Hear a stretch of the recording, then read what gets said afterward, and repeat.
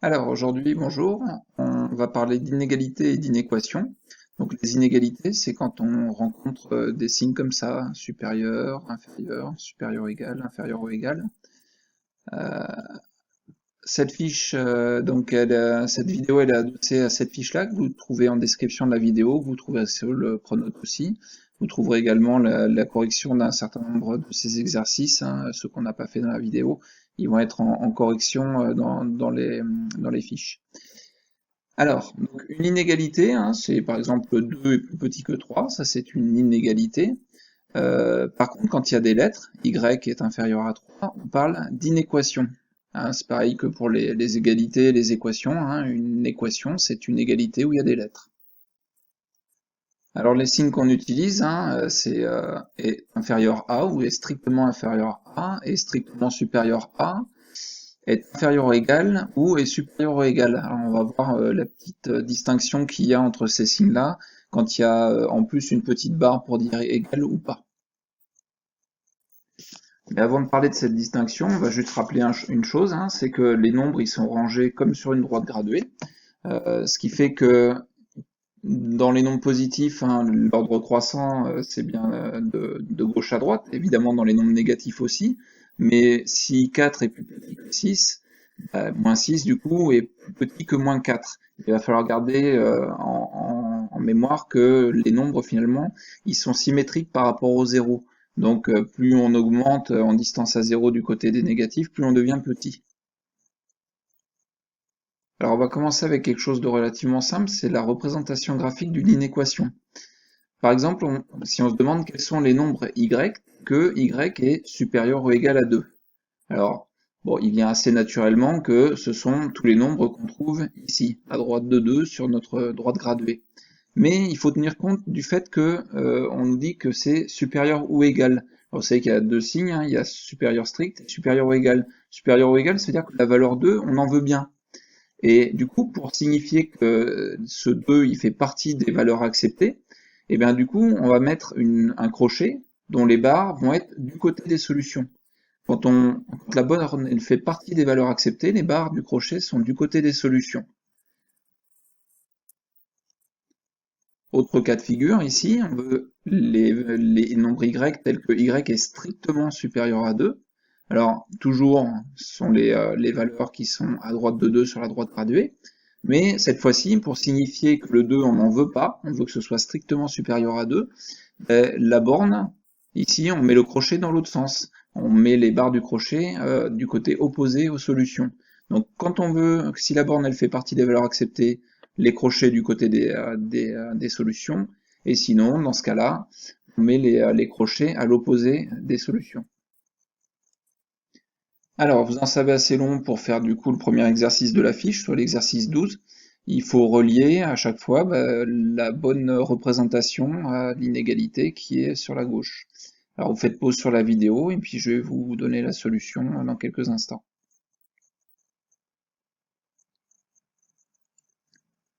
Alors, voilà la solution, hein. Je vous laisse regarder, vous pouvez faire pause également. Je ne la détaille pas plus que ça, hein, ça ressemble à ce qu'on vient de se dire. Vous pouvez également faire l'exercice 13, hein. Ce coup-ci, on vous donne les solutions avec le crochet, tourné dans un sens ou dans l'autre. On vous demande d'écrire quelle est la solution. Alors, par exemple, ici, pour le 4, hein, pour le A, pardon, ce sont les nombres qui sont plus petits que moins 4, et il faut tenir compte du fait que les crochets sont du côté des solutions, donc ça va être y inférieur ou égal à moins 4. Je vous laisse faire les autres, faites pause sur la vidéo. Alors voilà les solutions, hein. Ici, donc les crochets sont tournés à l'extérieur, donc ici c'est bien y strictement inférieur à moins 2,3. Les crochets tournés du côté des solutions, donc y supérieur ou égal à 0, on en veut bien du 0. Et ici, le 11 qui est la borne, on n'en veut pas puisque les crochets sont tournés de l'autre côté par rapport aux solutions, donc y strictement supérieur à 11. Alors, notre but dans cette vidéo, c'est d'apprendre à résoudre des inéquations. des inéquations de ce type-là, de ce type-là. Alors pour l'instant, ça vous dit pas grand-chose hein, sur la façon dont on va les résoudre. On va déjà revisiter un petit peu la façon dont on résout les équations. Alors, rappelez-vous du mécanisme de résolution des équations. Hein. Ici, j'ai une équation, 2y plus 4 égale moins 6.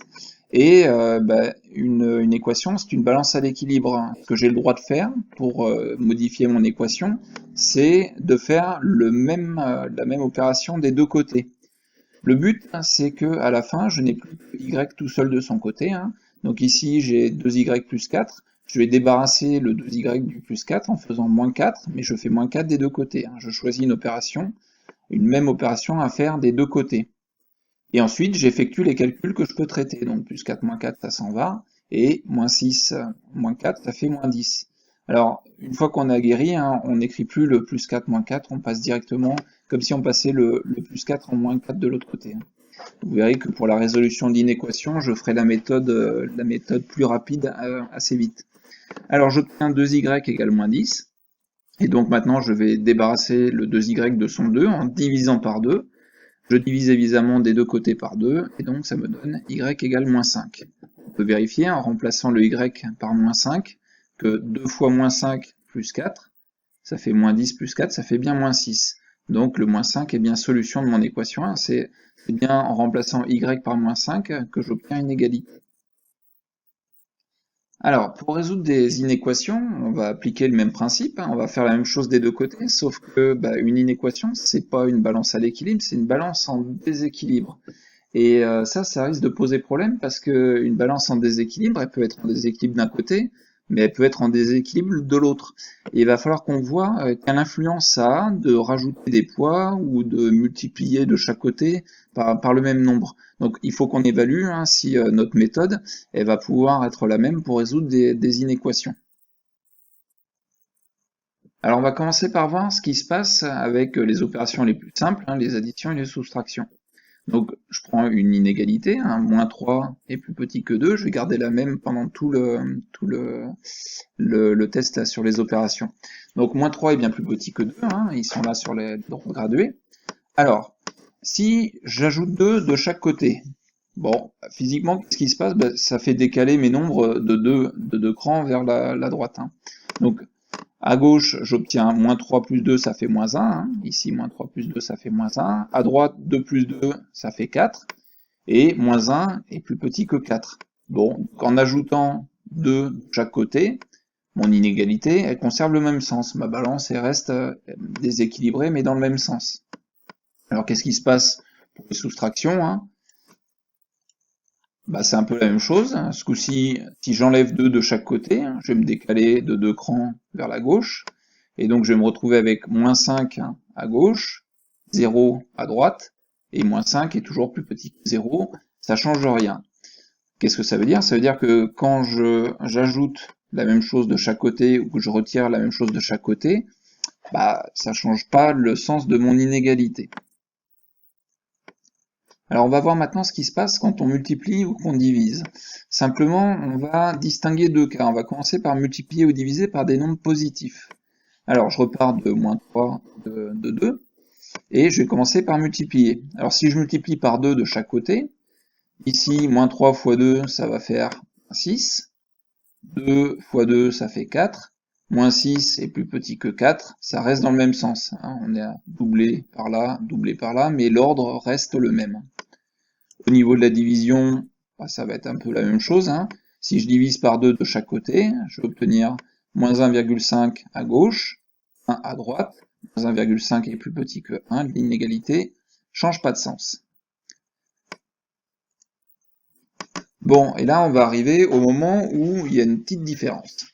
Alors, la multiplication ou la division par un nombre négatif. Voyons voir. Si je multiplie maintenant par moins 2 de chaque côté, alors, moins 3 fois moins 2, ça fait plus 6. Et de l'autre côté, à droite, 2 fois moins 2, ça fait moins 4. Et là, ce coup-ci, j'ai 6 à gauche, moins 4 à droite. 6 est plus grand que moins 4. L'inégalité, elle a bien changé de sens. Hein. Bon, et c'est bien le truc qu'il faut voir ici. Hein. On avait un strictement inférieur ici, qui est devenu un strictement supérieur ici. Quand on multiplie de chaque côté par un même nombre négatif, ça change le sens de l'inégalité. En toute logique, hein, si on divise par un nombre négatif, il va se passer la même chose, parce que multiplication et division, c'est des opérations qui sont assez sœurs, hein. Donc ici, je pars à nouveau de moins 3 qui est plus petit que 2, je divise ce coup-ci par moins 2 de chaque côté. Alors moins 3 divisé par moins 2, ça fait plus 1,5. 2 divisé par moins 2, ça fait moins 1. Je me retrouve avec 1,5 à gauche, moins 1 à droite. 1,5 est plus grand que moins 1. On était à strictement inférieur, maintenant on est à strictement supérieur. L'inégalité change de sens. Et c'est tout. En fait, ça va être la seule différence entre la résolution d'équation et la résolution d'inéquation, c'est que si on doit multiplier ou diviser par un nombre négatif dans la résolution d'une inéquation, on doit changer le sens de l'inégalité. Si on était à strictement inférieur, on passe à strictement supérieur.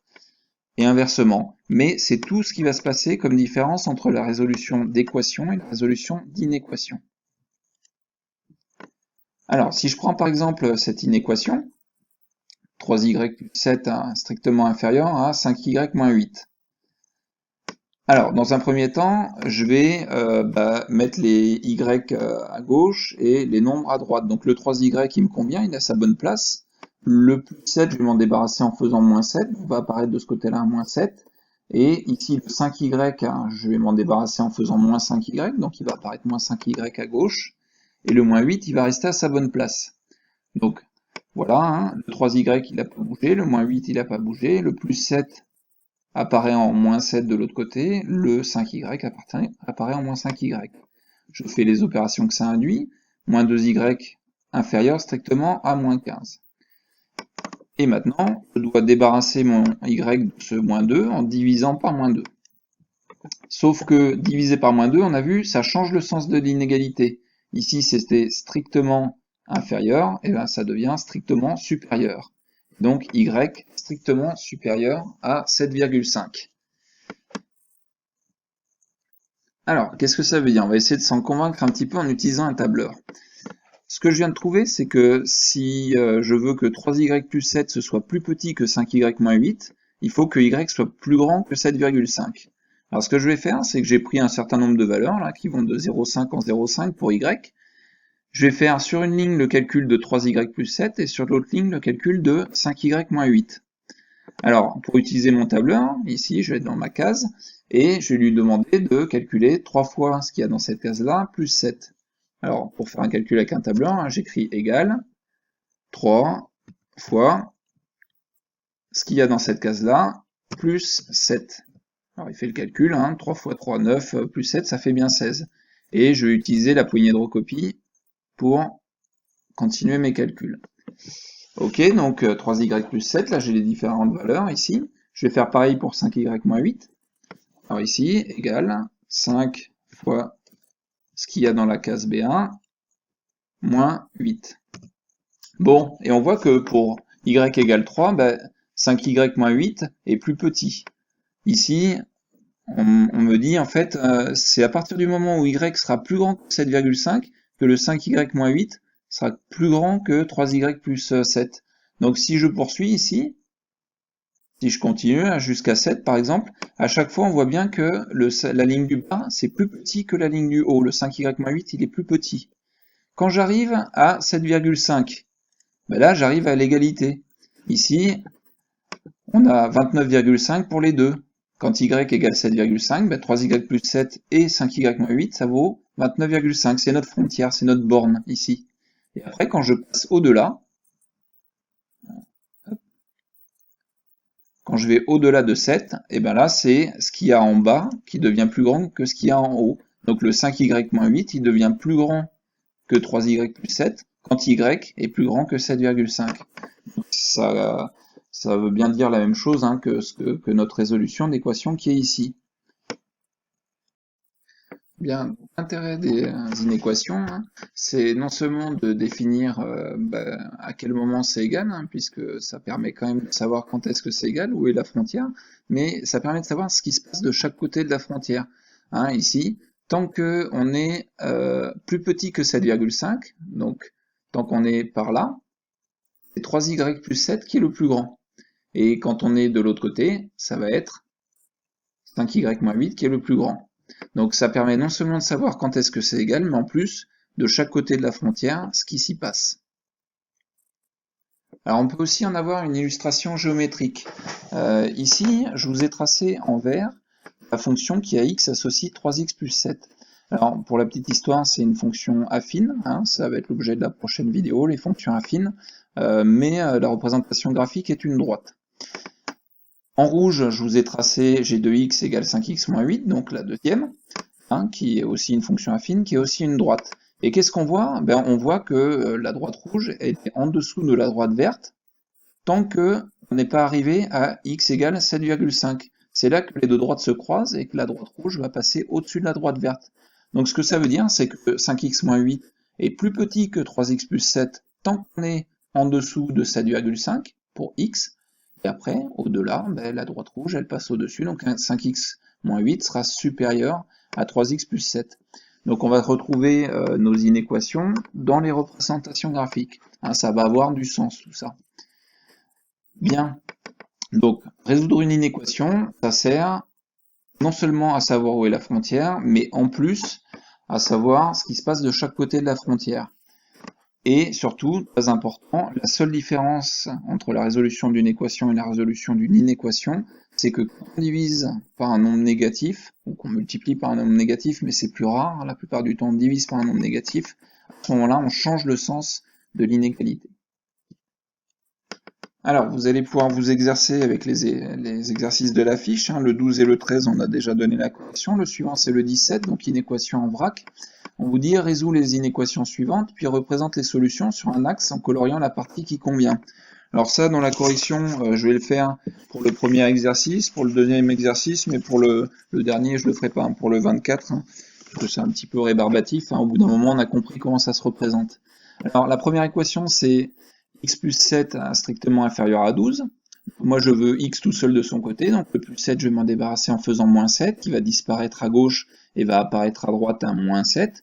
12 moins 7, ça fait 5. Donc, quand est-ce que x plus 7 est inférieur à 12? Ben, quand x est plus petit que 5. En termes de représentation, ici, je colorie tout ce qui est à gauche du 5 sur ma droite graduée. Alors, vous n'êtes pas obligé de graduer la droite, hein. Vous mettez juste le 0 et le 5, et après vous tracez votre trait, et surtout on fait bien les crochets du côté opposé aux solutions, puisque c'est strictement inférieur, la borne 5 on n'en veut pas. Et pour signifier qu'on n'en veut pas, on met les crochets tournés de l'autre côté par rapport aux solutions. Le numéro 23, il n'est pas beaucoup plus compliqué, hein, c'est juste qu'il y a du x des deux côtés, donc vous vous référez à l'inéquation que j'ai résolue précédemment, hein, au moins 5x, ici pour s'en débarrasser il faudra faire plus 5x, il va apparaître du coup de ce côté-là un plus 5x. Mais sinon c'est rigoureusement pareil, vous trouvez la correction de cet exercice-là dans la description de la vidéo, et puis sur le pronote évidemment. Bon, et là, avec le 30, on va arriver dans des exercices qui sont habillés, qui sont un petit peu plus intéressants, hein, où ça a du sens de résoudre des inéquations. Alors, celui-là, je vais le faire avec vous. Donc, un cinéma propose deux tarifs, soit 7,50 € la place, soit 5,25 € la place, sur présentation d'une carte d'abonnement de 27 € par an, donc valable sur une année. Je paye 27 € en début d'année, et j'ai le droit d'aller au cinéma en payant à chaque fois 5,25 € au lieu de 7,50 € à chaque fois. On va appeler X le nombre de places achetées au cours d'une année. On note P1 le prix payé avec le tarif 1 et P2 le prix payé avec le tarif 2. On vous demande dans un premier temps d'exprimer P1 et P2 en fonction de X. Alors, donc X c'est le nombre de places achetées. Le tarif 1 on paye 7,50 € la place. Pour X places on va payer 7,50 X ou 7,50 fois X, hein, mais le fois on le cache. Donc là, ce que j'ai écrit, c'est bien 7,50 X euros. Donc P1, c'est 7,5 X, hein, j'ai enlevé le 0 inutile. Concernant P2 maintenant, alors c'est presque la même chose pour P2, il faut intégrer au calcul le prix de la carte d'abonnement, c'est tout, soit 27 €. Pour P2, on paye 5,25 € fois le nombre de séances, donc 5,25 fois X, donc 5,25 X, plus les 27 € qu'on a payés en début d'année. Donc P2, c'est bien 5,25x plus 27.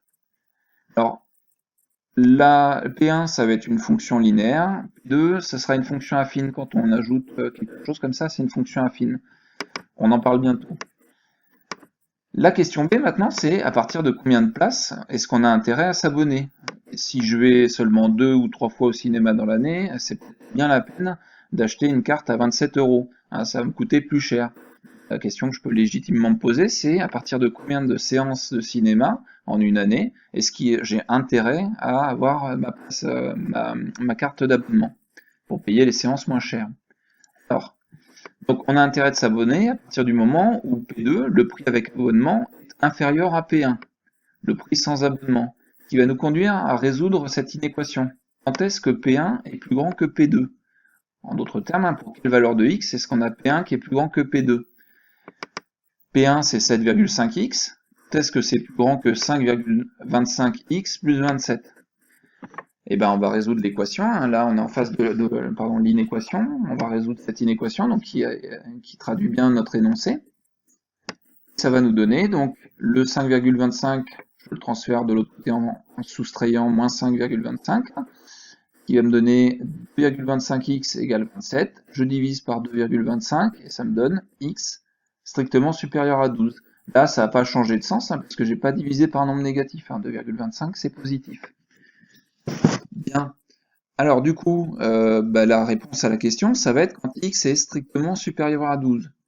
Ça veut dire que pour 12 séances, a priori, ça va être le même prix pour P1 et P2. Avant 12 séances, il vaut mieux ne pas s'abonner. Et après 12 séances, quand x est supérieur à 12, le prix payé sans abonnement, P1 sera supérieur à P2. Alors, on va s'en convaincre en faisant quelques petits calculs. Donc pour 11 séances, ça me donne 7,5 fois 11, 82,5 €. Avec le tarif 1, avec le tarif 2, j'arrive à 84,75. Donc effectivement, le tarif 1 est plus intéressant pour 11 séances. Pour 12 séances, 7,5 fois 12, ça fait 90. 5,25 fois 12 plus 27, ça fait 90 aussi. Donc pour 12 séances, c'est bien le même prix. Et au-delà, pour 13 séances, 7,5 fois 13, ça fait 97,5. 5,25 fois 13 plus 27, ça nous donne 95,25. Donc c'est plus petit que 97,5. Et donc effectivement, pour 13 séances, il vaut mieux avoir pris la carte d'abonnement. Bon, évidemment, et ainsi de suite, parce que au-delà de 13 séances, puisque les séances me coûtent 5,25 € avec le tarif 2 et 7,5 avec le tarif 1, évident que pour 14, 15, 16 séances, ce sera bien le tarif 2 le plus intéressant. Voilà, donc l'inéquation ici, elle sert à déterminer à partir de quel moment est-ce que ça devient intéressant pour moi de prendre cette carte d'abonnement. Alors, avec ce que je vous ai raconté dans cette vidéo, vous allez être en mesure de faire les exercices, on va corriger la faute, ça va être mieux, 17, 23 et 31 de la fiche. Ça ne veut pas dire que les 24 et les 41, vous n'êtes pas capable de les faire, mais ils sont plus compliqués. Donc, si vous avez bien compris 17, 23, 31, vous pouvez vous attaquer aux deux autres. Si vous n'arrivez pas à faire 24 et 41, vous irez voir la correction. De toute façon, je vous mets la correction de tous les exercices dans les descriptions et puis sur le pronote. Et ma foi, on en parlera plus tard de vive voix si ceci vous pose plus de problèmes. Voilà, bon, bon travail à vous et puis à une prochaine.